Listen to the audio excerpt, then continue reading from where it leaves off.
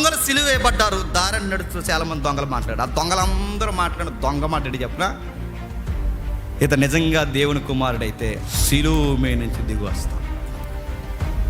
నేను మళ్ళీ ఒకసారి చెప్తున్నా, సర్వం అనిపోతుంది చాలా మందికి. ఆ రోజు దొంగలన్న మాట ఏంటంటే ఇతను దేవుని కుమారుడైతే ఆ 3 మేకులు పీక్కొని సేమ్ మళ్ళీ అదే డైలాగ్ 2000 సంవత్సరాల తర్వాత అరువు తెచ్చుకున్నారు. ఎవరు చెప్పండి? దొంగలు. మరి ఈ దొంగలంటే దొంగల మాట దొంగలకే నచ్చుతుంది. ఏమని మళ్ళీ దొంగలు అంటున్నారు? ఏమని చెప్పండి? మరి దొంగల మాటలే నచ్చుతాయి. దొంగలు ఏమన్నారు? ఆ దొంగలు ఏమన్నారంటే ఇదిగో ఈయన దేవుని కుమారుడైతే 3 మేకులు పీక్కొని వస్తాడు, అప్పుడు మేము నమ్ముతాం అన్నారు. ఇప్పుడు కూడా ఏమంటారు? అదే మాట. ఏమని? ఇతను దేవుని కుమారుడైతే ఆ మేకులు పీక్కుని వస్తాను. అడుగుతున్నాను, మీరు దొంగల గనకే దొంగల మాట కాపీ కొట్టాను. అదే చెప్తున్నాను సీరియస్గా. మీకు దొంగల మాటలే నచ్చుతాయి, ఎందుకంటే యేసుప్రభు మాట మీకు నచ్చలేదు. ఆ రోజు దొంగలు చెప్పిందే ఈరోజు చెప్తున్నారు. కొత్త డైలాగ్ ఏమీ లేదు. ఉందా? కొత్త 2000 సంవత్సరాల క్రితం అరువు తెచ్చుకున్న మాటే. ఆ అరువు మాట ఎక్కడదంటే ఆల్రెడీ అన్న దొంగలు అన్న మాట. అంటే ఇది దొంగల మాట. అది దొంగల మాటే.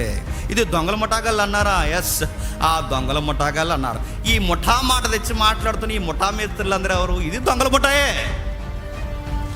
నా మాట మీకు అర్థమైందా?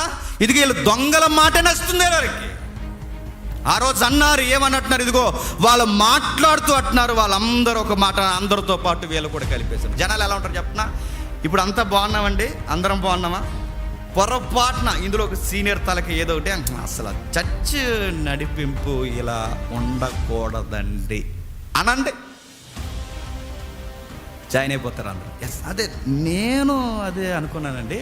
అంటే కొంచెం చెబితే బాగోదు. ఇంకా ఎన్ని వాయిస్లు వస్తాయంటే వాయిస్లు జనాలకున్న జాడ్యం అంటే చెప్పిన ఒక్కడ ఏదన్నా అన్నాడంటే ఇంక మిగిలిన గొంతులు కూడా లేచిపోతాయి. అప్పటి వరకు డౌట్గా ఉన్నాడు కూడా ఇటు గొంతు కలిపేస్తాడు.